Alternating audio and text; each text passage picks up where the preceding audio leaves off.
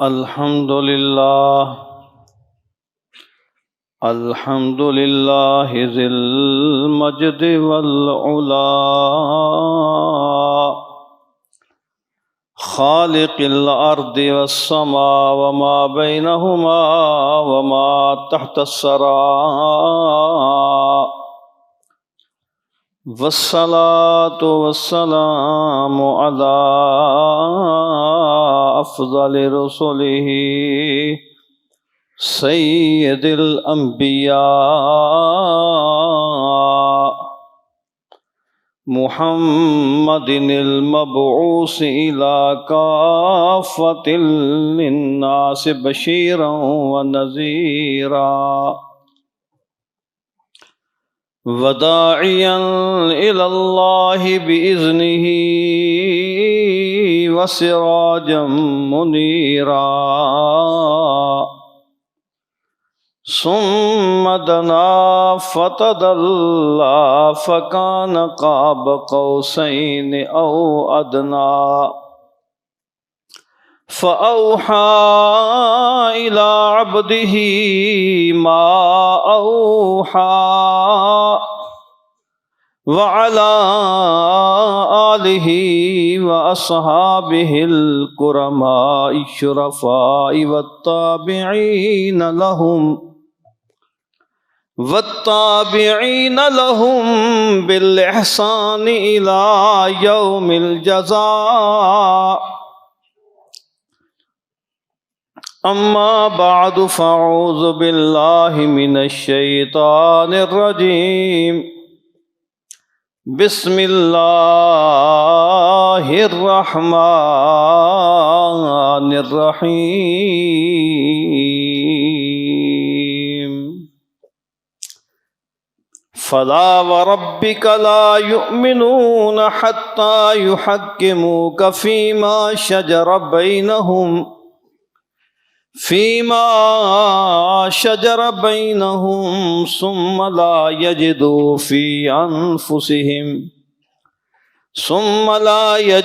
في أنفسهم حرجا مما قضيت ويسلموا تسليما. الصلاة والسلام عليك يا سيدي يا رسول الله آلک و صحابک اللہ. حضرات گرامی قدر، قرآن مجید فرقان حمید سے آیہ مبارکہ تلاوت فرمائی. سورۃ النساء کی آیت ہے، ترجمہ یہ ہے: فلا وربک، اے محبوب قسم ہے تیرے رب کی. اور کہنے والا بھی رب خود ہے. دیکھیں نا، جب آدمی اس پہ غور کرے، اللہ تعالیٰ کا جو اپنے محبوب کے ساتھ محبت ہے، اللہ تعالیٰ کی جو حضور نبی کریم صلی اللہ علیہ وسلم کے ساتھ جو محبت کا انداز ہے، ان الفاظ پہ غور کریں. کہنے والا بھی خدا ہے تو کہتا کیا ہے؟ فلا وربک، اے محبوب قسم ہے تیرے رب کی. لا یحکمونک، فرمایا کہ فلا وربک لا یؤمنون حتی یحکموک، اے محبوب قسم ہے تیرے رب کی، یہ لوگ اس وقت تک ایمان والے نہیں ہو سکتے جب تک تجھے اپنا حاکم تسلیم نہ کر لیں. فلا وربک، محبوب قسم ہے تیرے رب کی، لا یؤمنون حتی یحکموک، یہ لوگ اس وقت تک مومن نہیں ہو سکتے جب تک تجھے اپنا حاکم، فیصلہ کرنے والا تسلیم نہ کر لیں. فیما شجر بینہم، ان معاملات میں جن میں اختلاف ہو جائے، جن میں جھگڑا ہو جائے، جب تک تجھے اپنا حکم یعنی فیصلہ کرنے والا تسلیم نہ کر لیں اس وقت تک یہ ایمان والے نہیں ہو سکتے. ثم لا یجدوا فی انفسہم حرجا مما قضیت، پھر محبوب جو تو فیصلہ کر دے اس فیصلے کے بارے میں اپنے دل میں تنگی محسوس نہ کرے. محبوب جو فیصلہ تو کر دے، تیرے فیصلے پر اپنے دل میں تنگی محسوس نہ کریں، وَيُسَلِّمُوا تسلیما، اور محبوب یہ اپنے آپ کو تیرے سپرد کر دیں۔ ایمان والے کب ہوں گے؟ جب اپنے آپ کو تیرے سپرد کر دیں گے۔ تو میرے دوستو، یہ آیہ مبارکہ ہے جس میں اللہ تعالیٰ نے حضور نبی کریم صلی اللہ علیہ وسلم کے بارے میں فرمایا کہ اے محبوب، ان لوگوں کو چاہیے کہ جس وقت میرے رسول کا فیصلہ آ جائے، جس وقت میرے رسول کا حکم آ جائے، جس وقت میرا رسول انہیں کوئی حکم دے دے، تو پھر کوئی صورت ایسی نہیں ہے کہ یہ میرے رسول کے حکم کو نہ مانیں، یہ میرے رسول کے فیصلے کو نہ مانیں۔ یا گویا کہ اللہ کے رسول کے فیصلے کو ماننا یہ فرض ہے۔ جو نبی کریم صلی اللہ علیہ وسلم فیصلہ فرما دیں اس کو ماننا کیا ہے؟ فرض ہے۔ جو نبی کے فیصلے کو نہ مانے، فرمایا کہ وہ فرض کا تارک ہو جاتا ہے، وہ کفر کرتا ہے جو اللہ کے نبی کے حکم کو نہ مانے۔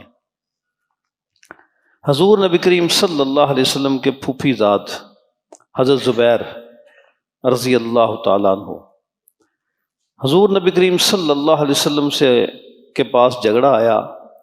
ایک انصاری تھا، حاطب بن ابی طلبہ بلتا اس کا نام تھا، وہ اس کا جھگڑا تھا حضرت زبیر کے ساتھ۔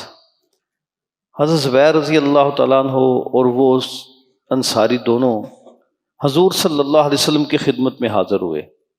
حضور صلی اللہ علیہ وسلم کی خدمت میں حاضر ہو کر انہوں نے کہا کہ یا رسول اللہ صلی اللہ علیہ وسلم، ہمارا جھگڑا ہے، اس جھگڑے میں فیصلہ فرما دیں۔ پوچھا کیا جھگڑا ہے؟ کہا کہ حضرت زبیر کہنے لگے یا رسول اللہ صلی اللہ علیہ وسلم، میری زمین اونچی ہے، اوپر پہاڑ سے پانی آتا ہے، پہاڑ سے پانی آتا ہے، میری زمین اونچی جگہ ہے، اس کی زمین نیچی جگہ ہے۔ تو پانی کا جھگڑا ہے کہ پانی اپنے کھیتوں کو میں بھی لگانا چاہتا ہوں، یہ بھی لگانا چاہتا ہے۔ تو یہ کہتا ہے کہ تم ایسا کرو کہ پانی پہلے میرے کھیتوں کو لگاؤ، بعد میں اپنے کھیتوں کو لگاؤ۔ جبکہ پانی اوپر سے آتا تھا، پہلے کھیت آتے تھے حضرت زبیر کے، بعد میں کھیت تھے اس انصاری کے۔ جس وقت نبی صلی اللہ علیہ وسلم کے پاس فیصلہ پہنچا تو حضور صلی اللہ علیہ وسلم فرمایا اے زبیر ایسا کرو، جب اوپر سے پانی آئے، کیونکہ تمہارے کھیت اونچی جگہ ہے یا تمہارا باغ اونچی جگہ ہے، تم ایسا کرو اپنے کھیتوں کو جب پانی دے لو تو پھر تم نے اس کے لیے پانی کھول دینا ہے۔ جب تمہارے کھیتوں میں پانی ہو جائے، مکمل ہو جائے، تو تم نے اس کے لیے پانی کھول دینا ہے، بعد میں سارا پانی اس کے کھیتوں میں آئے۔ وہ ناراض ہو گیا، کہنے لگا یا رسول اللہ صلی اللہ علیہ وسلم، آپ نے فیصلہ اپنے پھوپھی کے بیٹے کے حق میں کیا ہے۔ بلکہ اس نے جس وقت یہ الفاظ کہے تو حضور صلی اللہ علیہ وسلم کا چہرہ غصے سے بھر گیا۔ نبی کریم صلی اللہ علیہ وسلم فرمایا اے زبیر پھر ایسا کرو کہ اپنے کھیتوں کو پانی دینے کے بعد تم پانی بند کر دینا، اور پانی اتنا بند کر دینا کہ جس وقت پانی کھیت بھر جائے تو اوپر سے جو پانی اس کے کھیتوں میں چلا جائے تو اس کی قسمت۔ یہ فیصلہ اس لیے فرمایا کہ پہلے حضور صلی اللہ علیہ وسلم نے اس پر مہربانی کی تھی، لیکن کیونکہ سب سے زیادہ حقدار حضرت زبیر تھے، کیونکہ ان کا کھیت پہلے آتا تھا اور اونچی جگہ پر تھا، تو حضور صلی اللہ علیہ وسلم نے جب اس وقت فیصلہ کیا انصاف کا، وہ یہی تھا کہ تم اپنا حق پورا کر لو، جب تمہارا حق پورا ہو جائے گا تو پھر بعد میں اس کی قسمت ایسے پانی مل جائے۔ کیونکہ پہلے حضور صلی اللہ علیہ وسلم نے مہربانی کی تھی، وہ راضی نہ ہوا۔ جس وقت وہ باہر نکلے تو باہر نکل کر وہ جو انصاری تھا، بعض کا جگہ لکھا ہے وہ منافق تھا، جب باہر نکلے تو باہر نکل کے کہنے لگا کہ دیکھو نبی ہو کر انہوں نے اپنی پھوپھی کے بیٹے کے حق میں فیصلہ کر دیا ہے۔ ایک یہودی سن رہا تھا، یہودی نے جب سنا تو وہ کہنے لگا افسوس ہے تم پر، افسوس ہے تم پر، موسیٰ علیہ السلام کو اللہ تعالیٰ نے حکم دیا تھا کہ تم نے اگر قاتل کو تلاش کرنا ہے تو تم جب قتل کرو تو تمہاری سزا یہ ہے کہ اس کے بدلے میں ایک دوسرے کو قتل کرو، ایک دوسرے کو قتل کرو۔ جب ایک دوسرے کو قتل کرو گے تو پھر تمہاری معافی ہوگی۔ تمہاری قتل کی سزا یہ ہے کہ ایک دوسرے کو قتل کرو۔ جب تم ایک دوسرے کو قتل کرو گے تو اس وقت اللہ تعالیٰ کی بارگاہ سے تمہاری معافی ہوگی، نہیں تو تمہیں معافی نہیں مل سکتی۔ وہ یہودی کہتا ہے حضرت موسیٰ علیہ السلام کو جب رب نے حکم دیا، آپ نے اپنی قوم سے کہا تمہیں قتل کی معافی مل سکتی ہے ایک صورت میں، تمہاری سزا یہ ہے کہ تم ایک دوسرے کو قتل کرو۔ کہتے ہیں وہ کہنے لگا 70,000 یہودی جو ہیں موسیٰ علیہ السلام کے حکم پر قتل ہوئے، تو تم پر افسوس ہے جس کو تم اپنا نبی بھی کہتے ہو پھر اس کا فیصلہ بھی نہیں مانتے۔ اگر یہودی حضرت موسیٰ علیہ السلام کے کہنے پر اتنے قتل ہو جاتے ہیں تو تم اپنے نبی کا فیصلہ ماننے کو تیار نہیں ہے، تم پر افسوس ہو، تم کیسے اپنے نبی کے امتی ہو۔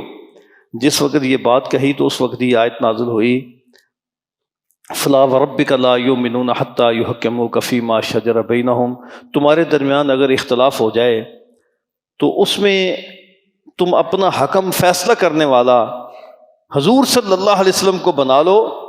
اگر تم حضور صلی اللہ علیہ وسلم کو فیصلہ کرنے والا نہیں مانو گے، آپ کا فیصلہ تسلیم نہیں کرو گے، تمہارا ایمان مکمل نہیں ہوگا۔ ایمان کی تکمیل اسی میں ہے کہ نبی کریم صلی اللہ علیہ وسلم کے ہر فیصلے کو تسلیم کیا جائے۔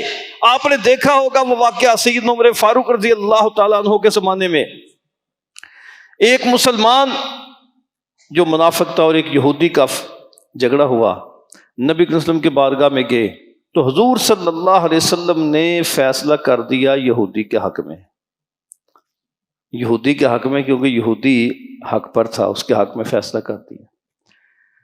منافق کہنے لگا، اپنے آپ کو جو مسلمان کہتا تھا ظاہری طور پہ، وہ کہنے لگا مجھے یہ فیصلہ منظور نہیں ہے، ہم ایسا کرتے ہیں ابوبکر صدیق کے پاس چلتے ہیں۔ حضرت سیدنا ابوبکر صدیق رضی اللہ تعالیٰ عنہ کے پاس گئے، جا کے کہا، اپنا مقدمہ پیش کیا، تو آپ نے بھی وہی فیصلہ فرمایا جو فیصلہ حضور صلی اللہ علیہ وسلم نے کیا تھا۔ نبی صلی اللہ علیہ وسلم جو فیصلہ کیا تھا وہی فیصلہ ابوبکر صدیق نے کیا، لیکن پھر بھی وہ منافق ماننے کو تیار نہ ہوا کیونکہ فیصلہ یہودی کے حق میں تھا۔ پھر وہاں سے چلے، کہتے ہیں چلو عمر فاروق کے پاس چلتے ہیں۔ جب سیدنا عمر فاروق رضی اللہ تعالیٰ کے پاس گئے تو جا کر انہیں کہا کہ یہ ہمارا مقدمہ ہے، مقدمہ بتایا، تو ساتھ ہی اس یہودی نے کہا کہ اے عمر فاروق، ہم نبی کریم صلی اللہ علیہ وسلم محمد صلی اللہ علیہ وسلم کے پاس گئے تھے، انہوں نے فیصلہ میرے حق میں کیا، ابوبکر صدیق کے پاس گئے، انہوں نے فیصلہ میرے حق میں کیا، لیکن یہ جو اپنے آپ کو مسلمان کہتا ہے یہ ماننے کو تیار نہیں ہے۔ حضرت عمر کہنے اچھا تمہارا فیصلہ میں کر دیتا ہوں، تمہارا فیصلہ میں کر دیتا ہوں۔ اسی وقت اپنے گھر میں گئے، تھوڑی دیر کے بعد باہر نکلے، ہاتھ میں تلوار تھی، آپ نے اس منافق کی گردن اڑا دی، کہا جو حضور صلی اللہ علیہ وسلم کا فیصلہ نہ مانے، جو میرے نبی کا فیصلہ نہ مانے، اس کا فیصلہ عمر کی تلوار کرتی ہے۔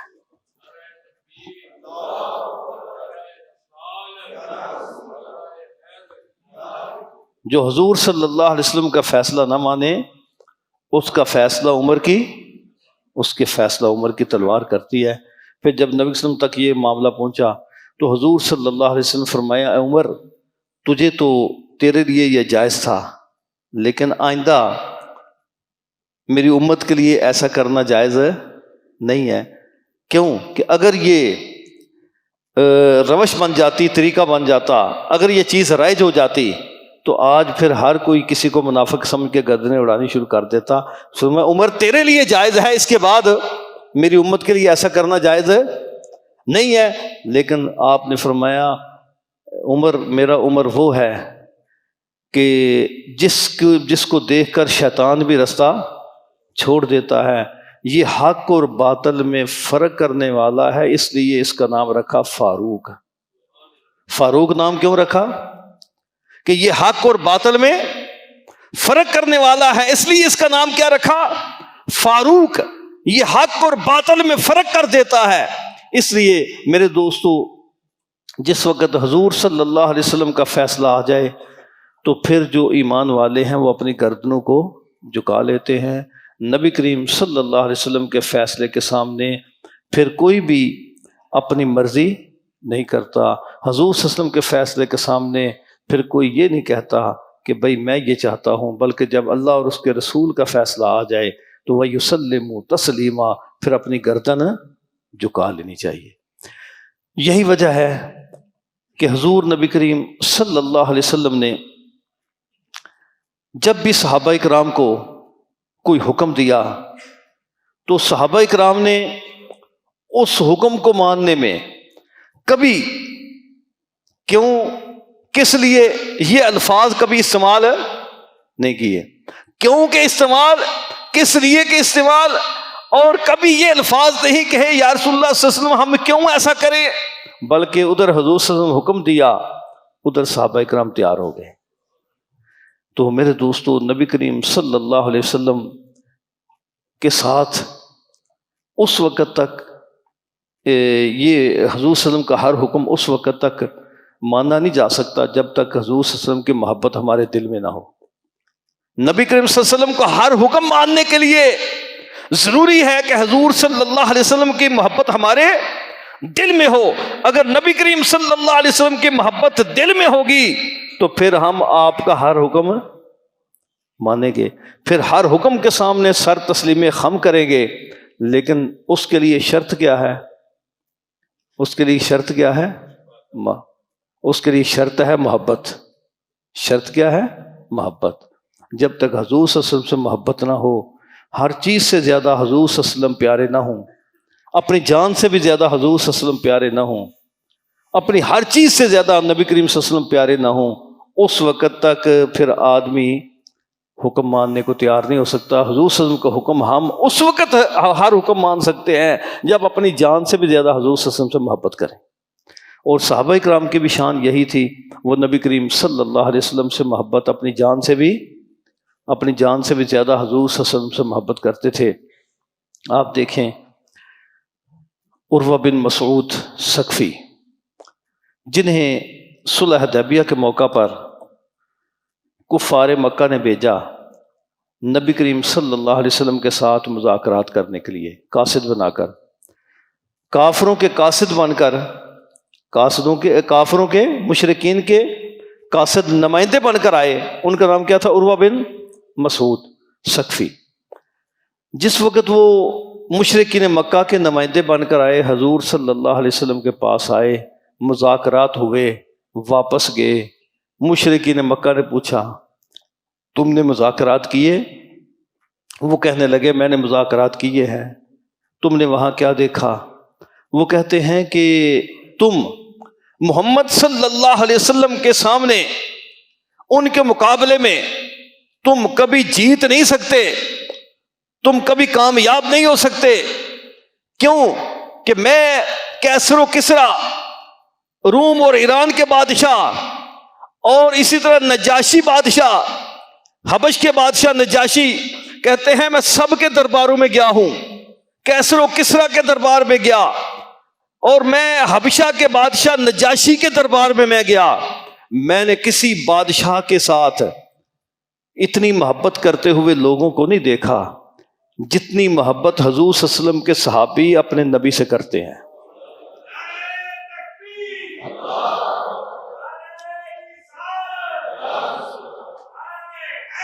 بڑے بڑے بادشاہوں کے درباروں میں گیا ہوں، لیکن کسی بادشاہ کے رعایا کو اس طرح میں نے محبت کرتے ہوئے نہیں دیکھا جیسی محبت کرتے ہوئے میں نے محمد کے اصحاب کو دیکھا ہے۔ کہتے ہیں میں نے دیکھا ہے کہ وہ تھوکتے ہیں نا، وہ تھوکتے ہیں تو ہر صحابی اپنے ہاتھ آگے کر دیتا ہے۔ کہتے ہیں میں نے دیکھا ہے کہ وہ تھوکتے ہیں تو ہر صحابی اپنے دونوں ہاتھ آگے کر دیتا ہے، تھوک میرے ہاتھوں پر آئے، جس کے ہاتھ میں تھوک گرتا ہے وہ اپنے چہرے پہ مل لیتا ہے۔ کہتا ہے میں نے دیکھا ہے کہ وہ وضو کرتے ہیں، ان کے وضو کے پانی کا ایک قطرہ بھی صحابی زمین پر نہیں گرنے دیتے۔ میں نے دیکھا ہے محمد صلی اللہ علیہ وسلم جب وضو کرتے ہیں تو صحابی اپنے ہاتھ نیچے رکھ لیتے ہیں، پانی کا قطرہ نیچے نہیں گرنے دیتے، جس کے ہاتھ میں پانی آتا ہے اپنے چہرے پر مل لیتا ہے تاکہ برکت حاصل ہو جائے۔ کہتا ہے میں نے اس دربار میں یہ دیکھا ہے کہ وہ بات کرتے ہیں تو سب خاموش ہو جاتے ہیں. میں نے دیکھا ہے کہ وہ بات کرتے ہیں تو سب خاموش ہو جاتے ہیں، ان کے سامنے کوئی بولتا بھی نہیں، اور انہیں اونچی نظر کر کے بھی کوئی دیکھتا نہیں، اونچی نگاہ کر کے. کہتا ہے میں نے دیکھا ہے نظر بھر کے بھی کوئی نہیں دیکھتا. میں نے دیکھا ہے کہ انہیں نظر بھر کے بھی کوئی نہیں دیکھتا. وہ کہتا ہے میں نے دیکھا ہے کہ جس وقت وہ اپنی بال کٹواتے ہیں تو ہر صحابی آگے بڑھتا ہے، ان کا ایک بال بھی زمین پر گرنے نہیں دیتے، وہ برکت کے طور پر اپنے پاس رکھ لیتے ہیں. کہا جیسی محبت محمد صلی اللہ علیہ وسلم کے اصحاب کرتے ہیں ایسی محبت کسی بادشاہ کے دربار میں نے نہیں دیکھی.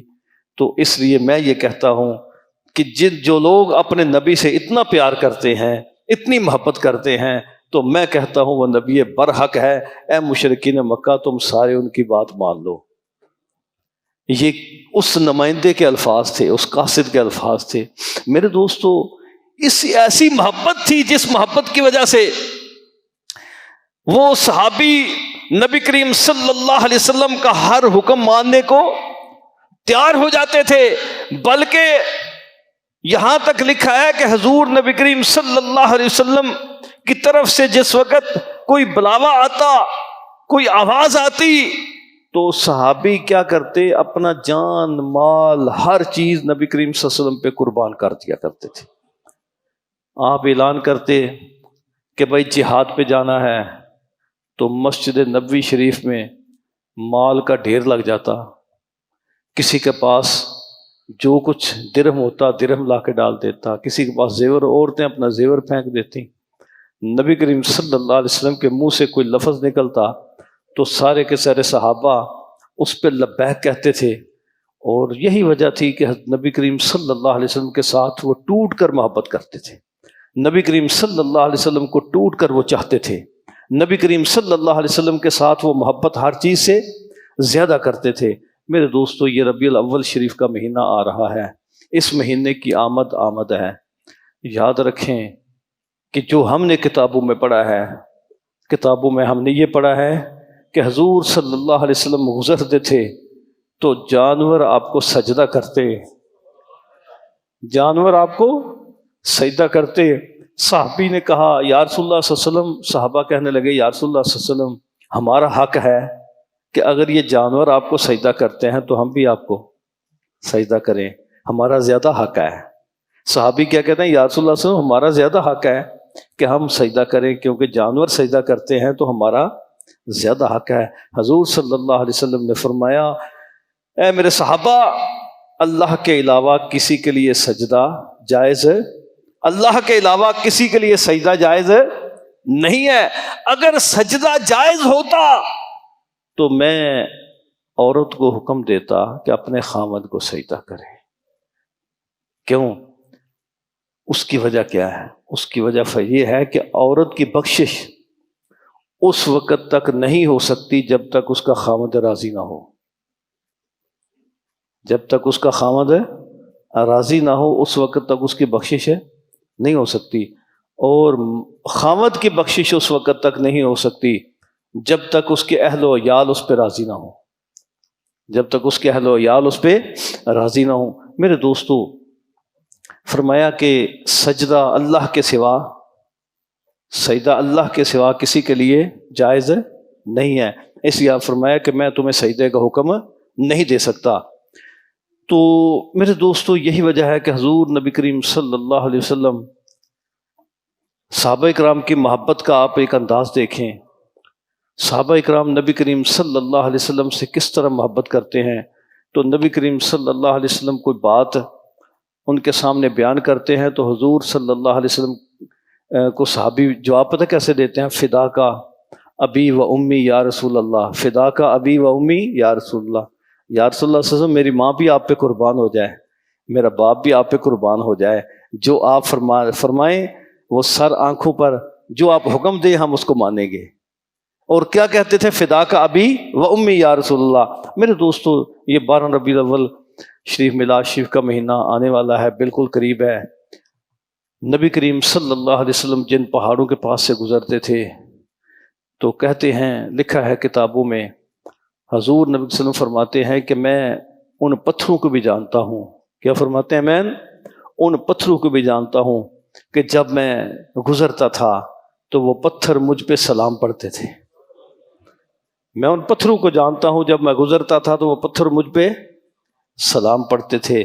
میرے دوستو، حضور نبی کریم صلی اللہ علیہ وسلم جب اس کائنات میں تشریف لائے تو صحابہ کرام کہتے ہیں ہر طرف چراغاں ہی چراغاں، ہر طرف روشنی ہی روشنی تھی.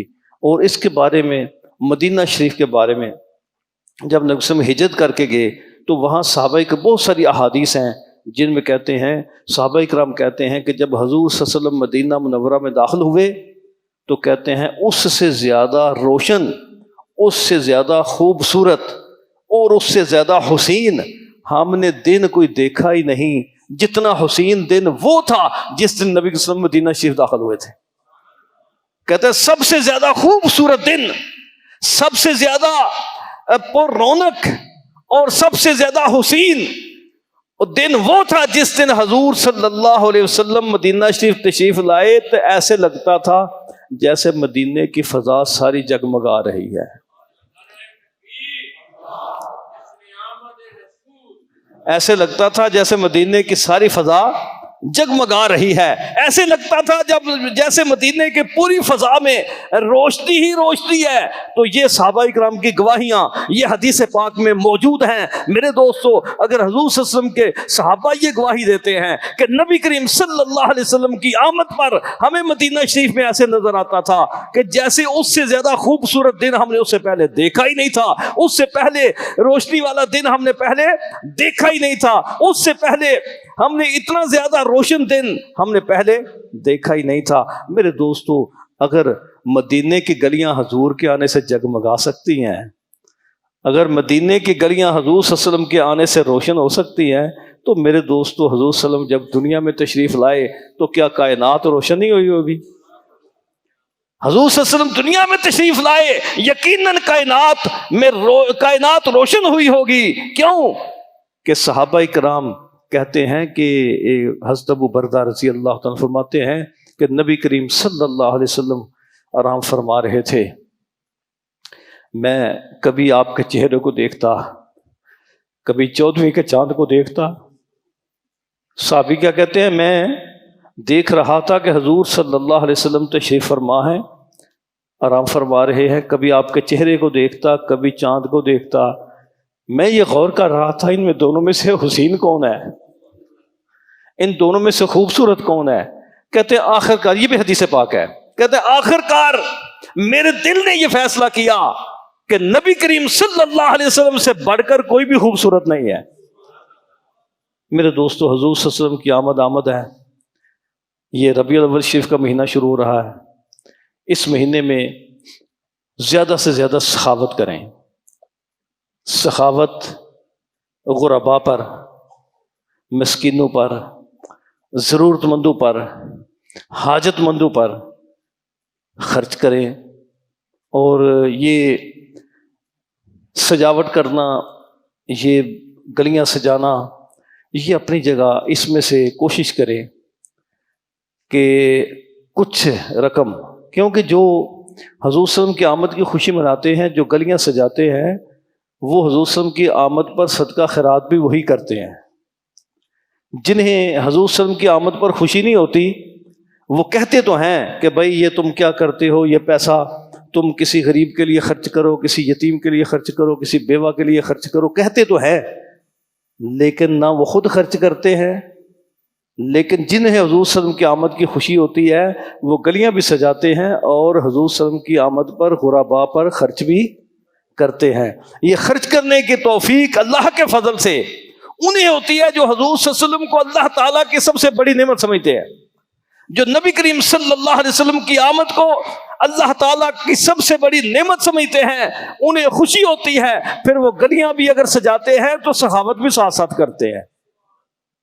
اور جو اعتراض کرنے والے ہیں وہ 12 ربیع الاول والے دن، حضور کی ولادت کے دن، ان کے گھر میں چولہا بھی نہیں جلتا کہ بھائی چلو کھانا پکا کے کسی غریب کو تقسیم کر دیں.